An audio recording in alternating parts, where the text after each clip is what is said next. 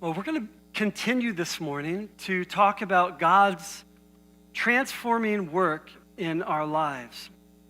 And we're going to look this morning at the power of a mind that is set on the cross. The power of a mind that is set on the cross. I'm so thankful that God speaks to us in ways that we can't miss. He speaks to us in many pictures in the natural world of things that he wants us to learn about in the spiritual. And one of those is Polaris. It's Polaris. There's Polaris. It's on the end of the handle of the Little Dipper. And it's also known as the North Star for many of you who are star freaks and into that kind of a thing. And you can always find the North Star because it's always attached to the Little Dipper. Now, the North Star is interesting because it's situated above the North Pole, and it's also situated above the celestial axis of the earth. I'm talking about things I don't have a degree to talk about, but I'm gonna convey this information because it's really fascinating. Since Polaris, the North Star, is situated above the axis of the earth, it means that this star stays still in the sky while all the other stars appear to be rotating around it. Just like that. And since it's so easy to spot at nighttime in the sky, since it seems to be almost fixed, runaway slaves have used this to find their way to freedom. We know that for hundreds of years, sailors on the seas have relied on the North Star to navigate their way back home. The North Star, for people, is their true north. And for us as Christians, the reason this is important is because the cross of Jesus Christ is our North Star. It is our true north. It is a constant reminder to us that the call to follow Jesus, though in the constellation and swirling of life, remains constant. That the cross remains constant in our life. Even when we feel different, even when life goes differently than we expect it to. God's ways are different than our ways. Isaiah 55 says, "As the heavens are higher than the earth, so are my ways higher than your ways, and my thoughts are higher than your thoughts." And this morning, I want to take a look in the moments that we have together at a little story in the Gospel of Mark. And this story showcases the Apostle Peter. And as the Apostle Peter is going to find out, he's going to see that to follow Jesus means to have your mind fixed in one place. It's to set your mind on the cross of Jesus Christ rather than anything else that's going on around you. I'm going to read this morning. You're welcome to follow with me in verse 27 of Mark chapter 8. "And Jesus went on with his disciples to the villages of Caesarea Philippi. And on the way he asked his disciples, 'Who do people say that I am?' And they told him, 'John the Baptist. Others say Elijah, and others one of the prophets.' And he asked them, 'But who do you say that I am?' Peter answered, 'You are the Christ.' And he strictly charged them to tell no one about him. And he began to teach them that the Son of Man must suffer many things and be rejected by the elders and the chief priests and the scribes and be killed, and after 3 days rise again." And he said this plainly. And Peter took Jesus aside and began to rebuke him. But turning and seeing his disciples, he rebuked Peter. And he said, "Get behind me, Satan, for you are not setting your mind on the things of God, but on the things of man." And then calling the crowd to him with his disciples, he said to them, "If anyone would come after me, then let them deny themselves, take up his cross, and follow me. For whoever would save his life will lose it, but whoever loses his life for my sake and the gospel's will save it. For what does it profit a man to gain the whole world and forfeit his soul? For what can a man give in return for his soul? For whoever is ashamed of me and of my words in this adulterous and sinful generation, of him will the Son of Man also be ashamed when he comes in the glory of his Father with the holy angels. God's word. So this story is a very fascinating story. Jesus had been ministering publicly for about 2.5 years. People knew who he was. He couldn't go to some places without being mobbed. He had performed miracles and healings. He had preached powerfully. He had cast out demons. And here Jesus is trying to get away with his disciples for just a little bit of quiet time. Most of Jesus' ministry up to this point had been done around the Sea of Galilee, along the edges of this lake and the towns that dotted its shoreline. But now Jesus was taking them on about 25 miles north to a town called Caesarea Philippi. The reason he was taking them there was because this was a pivotal point in Jesus' ministry. If you read the Gospel of Mark, he wrote it in such a way that it breaks into 2 distinct sections. Section 1 is chapters 1 through 8. We just read chapter 8. And it attempts to answer one question: who is Jesus? And it's interesting that at the intersection of chapter 8 and chapter 9, where the question that Mark is asking us to consider is, what has Jesus come to do? Jesus takes his disciples away to have them answer probably the most important question that any human being can answer in their lives. Caesarea Philippi was an interesting place to take them, of course. It was a Gentile city, and it was where the former city of Dan would have been, one of the 12 tribes of Israel. If you read in the book of Judges, it talks about the geography of how all of the 12 tribes were located in Israel.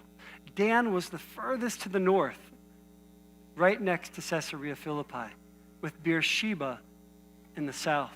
And so Jesus takes his followers to the very tippy top, to the very north of Israel, to have this time with them. Now, Caesarea Philippi is of note to us this morning because it wasn't always referred to in that way.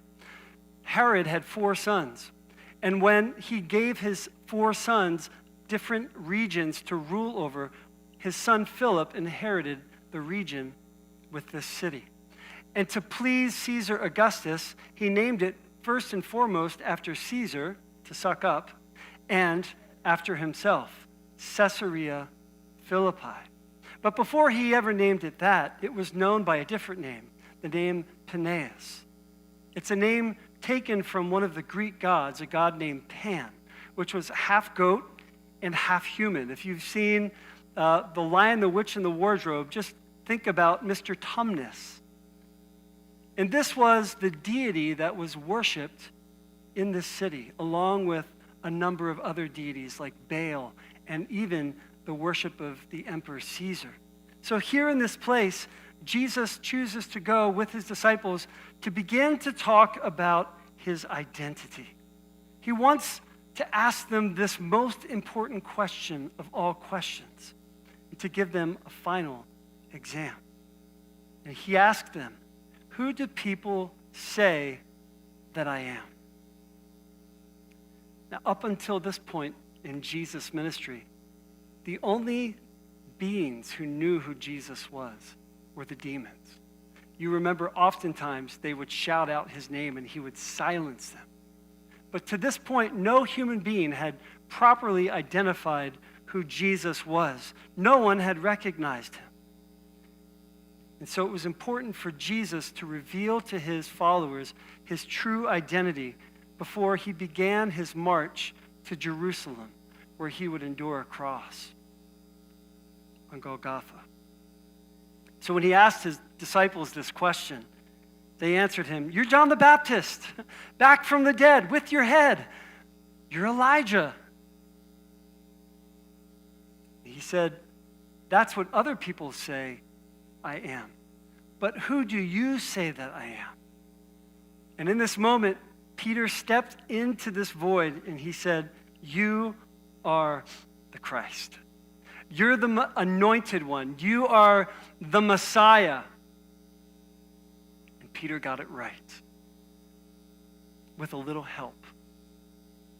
Matthew chapter 16, which tells this story, reveals some additional details and lets us know that Jesus said, "Blessed are you, Simon, son of Jonah, for this answer that you gave me was not revealed to you by flesh and blood, but it was revealed to you by my Father in heaven." God revealed the correct answer to the final exam, to you, Peter, my friend.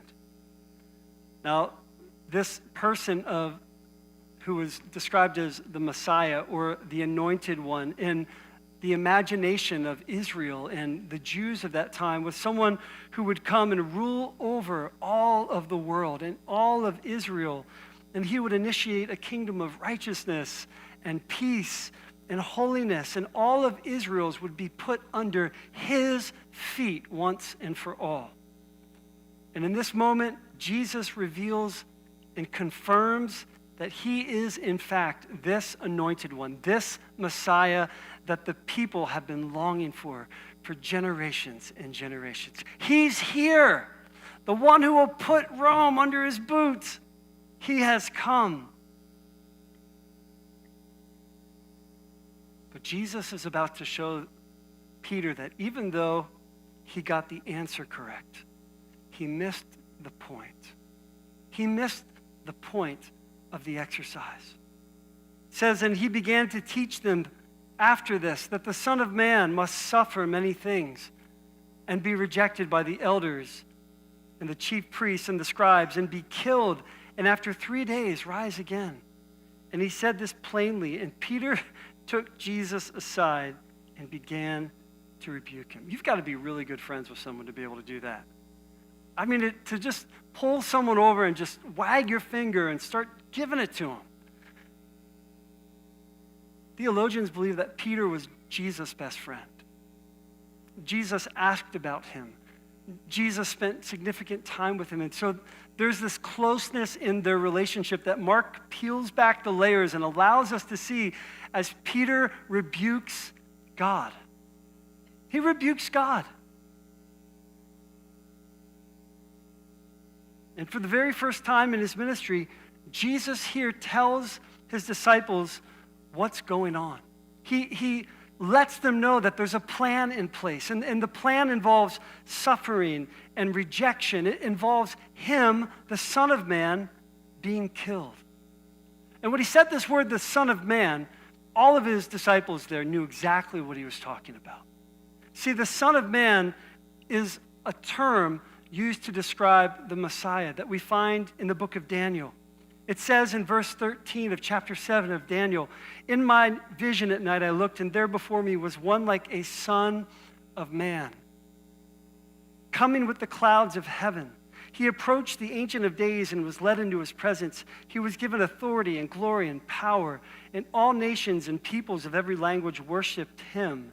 His dominion is an everlasting dominion that will not pass away, and his kingdom is one that will never be destroyed." Jesus said, "I am the Son of Man.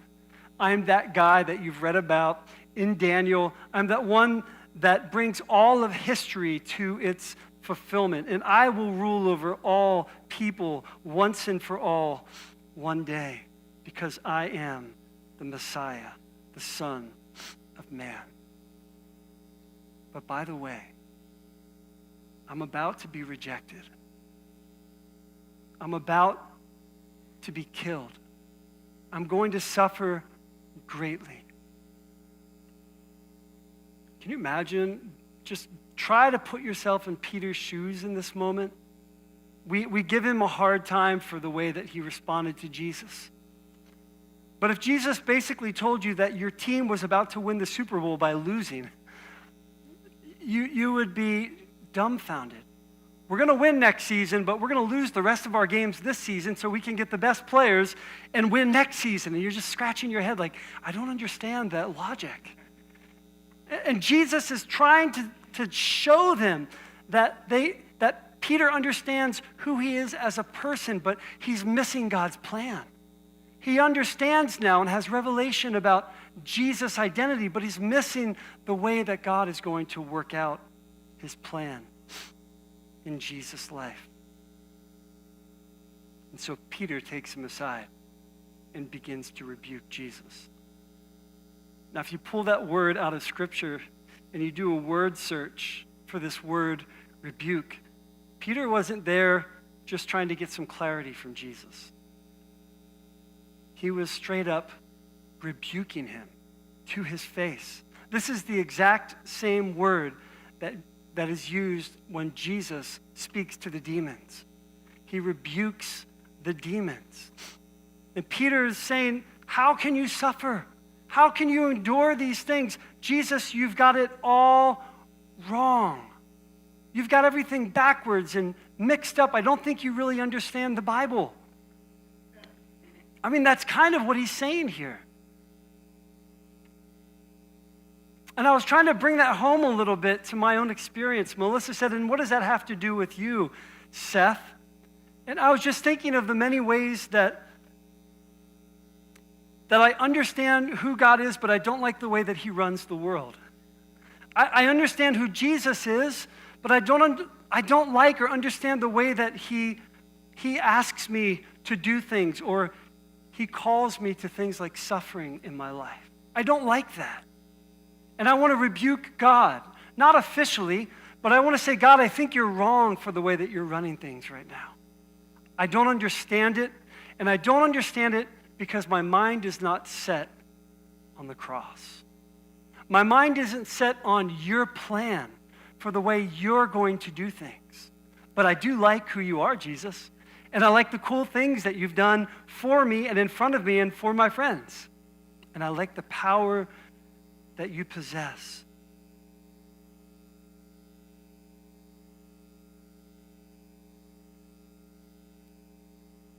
Sometimes when God doesn't make sense to us, we can get off the bandwagon pretty quickly, can't we? There are words that come out of our mouth that are not praise. And in those moments, it shows that we have a very limited understanding, as Peter does in this story. One moment, God can be revealing who his son is to us. And the next, our minds are set on the things of the world, in our comforts, in our favorability ratings among our friends and our family members, in our complete avoidance of anything painful or uncomfortable in our life. God, that can't be you. And so people create entire theological systems to deal with the problems in their lives. God would never want me to experience pain or suffering. He'd never want me to be poor or impoverished. So we'll just come up with a new gospel. And it'll say that God always wants your best. He's favored you and blessed you, and so you should never suffer. And if you do, there's a lack in your faith.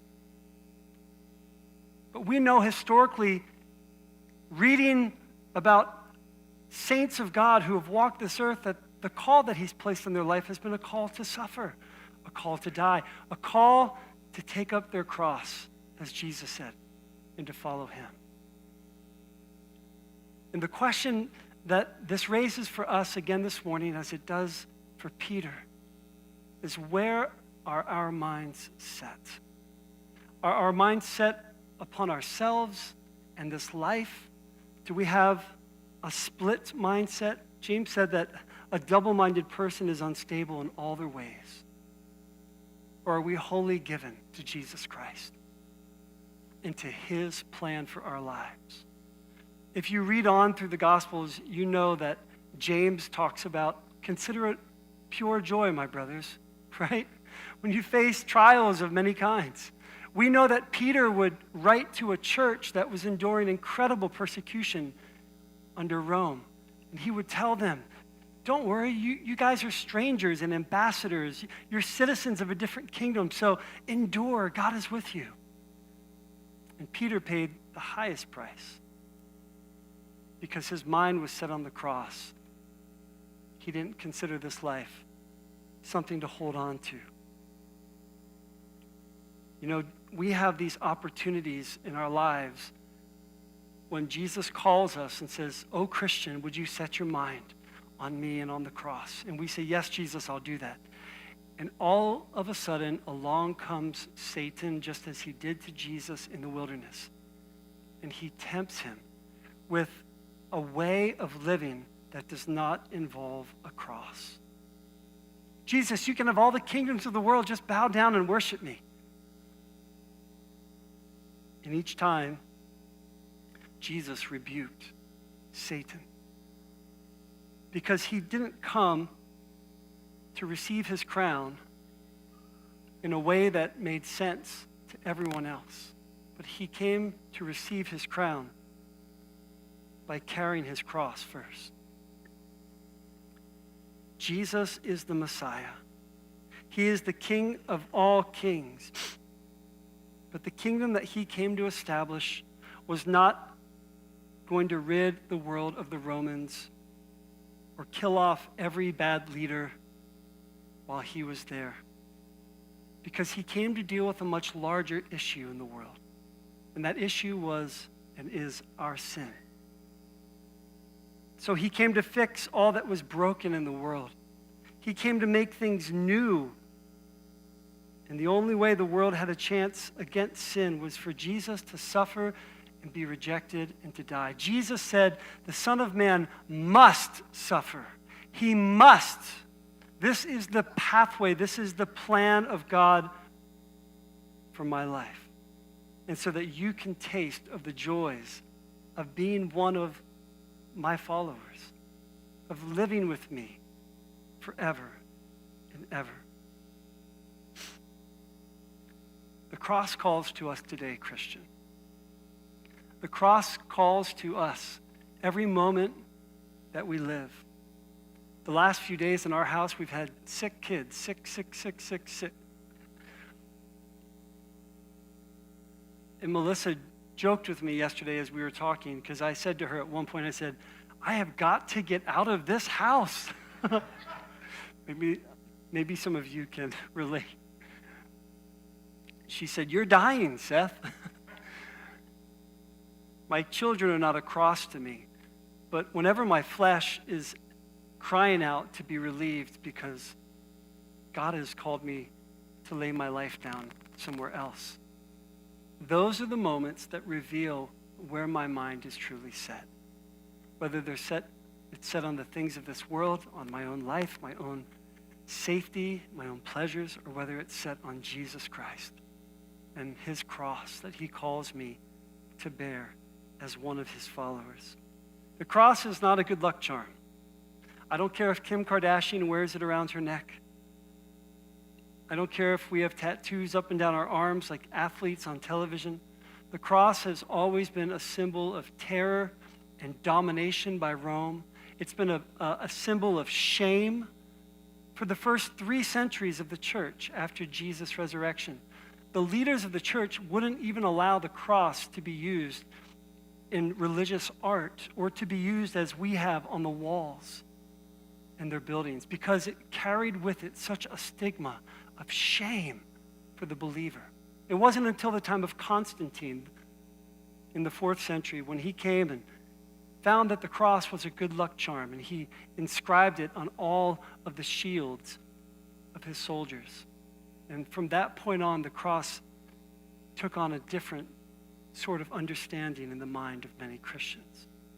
But may I remind you that the cross of Jesus Christ has always carried with it the understanding of death and reproach and shame. And Jesus said in his words to us, he said, "Whoever is ashamed of me and of my words in this adulterous and sinful generation, of him will the Son of Man also be ashamed when he comes in the glory of his Father with the holy angels." Jesus' words and his teachings will be a cross for us to carry in this world. There are aspects and elements of his teaching that don't make our secular culture happy. There are things about what Jesus has asked us to do, to love our enemies, that don't make sense to the world around us. There are things that he's asked us to do, to be celibate until we're married so that we can enjoy the gift that he's given us in marriage between a man and a woman. Doesn't make sense. Jesus, I'm ashamed of your teaching. I'm going to join a different church. I'm going to start my own movement. Jesus said, you're denying me and my words in this wicked generation. The temptation is always there to lay down our cross and to take up the world. But there is a price to pay. Jesus said, one day when my Father comes in his glory with the holy angels, if you are ashamed of me, the Son of Man will also be ashamed of you. Christian, will you take up your cross? Will you set your mind on the cross of Jesus Christ? I don't know what it is that's competing for your attention, what the lure of the world is on your soul. Maybe it's the flesh that you battle with, like I did at my house for the past few days. I don't want to take up my cross and serve my kids again. I just did that like 10 minutes ago, and now I got to do it again. And I have to love that person who offends me so much. God, that is a cross to bear. Exactly, and I bore that cross for you and for your sin. I think the greatest joy that we will find in our lives comes when we have our mind set on carrying the cross of Christ. When we have our mind set on the same suffering, the same rejection that our Savior did, so that we can endure, so that we can live well in this life, so that we can carry about God's plan that he has for us as his church. I'm very grateful to be a part of a church that is leaning into and living into this call to set their minds on the cross, to take up their cross, to be transformed by the cross of Jesus Christ. We're not ashamed of the cross. We're not ashamed of the gospel because it's the power of God for salvation in the world.